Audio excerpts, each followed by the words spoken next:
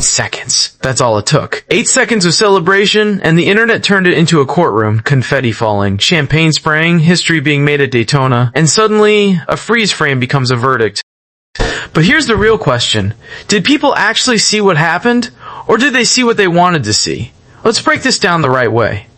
The Daytona 500 isn't just another race. It's legacy. It's prestige. It's history written at 200 miles per hour.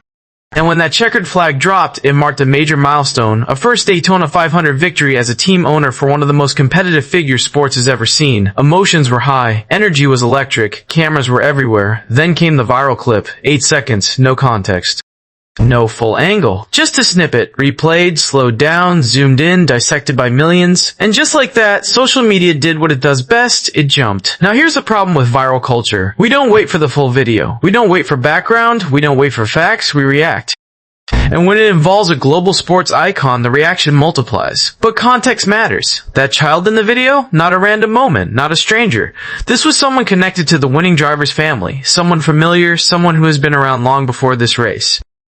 That changes everything. But context doesn't trend, outrage does. And let's talk about camera angles. A single angle can distort distance. A freeze frame can exaggerate movement.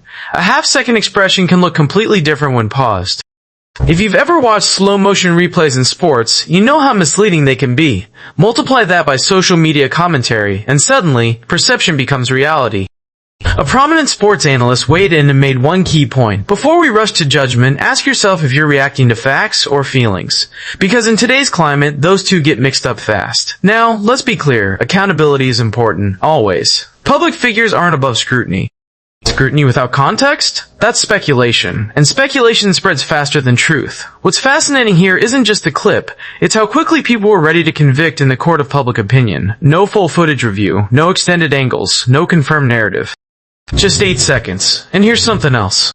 When someone has spent decades under the brightest spotlight in sports history, when their life has been documented, analyzed, and magnified from every angle imaginable, it's worth asking, would an 8-second viral clip really expose something no one's ever seen before?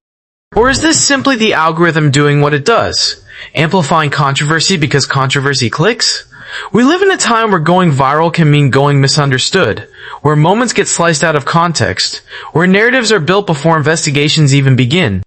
And when you combine celebrity, emotion, and a high-profile event like Daytona, it becomes combustible. But let's step back.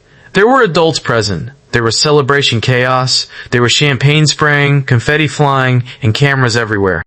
High-energy environments create awkward-looking moments all the time. That doesn't automatically create wrongdoing. Sometimes a moment is just that, a moment, not a scandal, not a headline, not a conspiracy, just a moment. And here's the bigger issue. If we normalize judging people off microclips, we're creating a culture where perception outweighs proof, where viral equals guilty, where silence equals admission.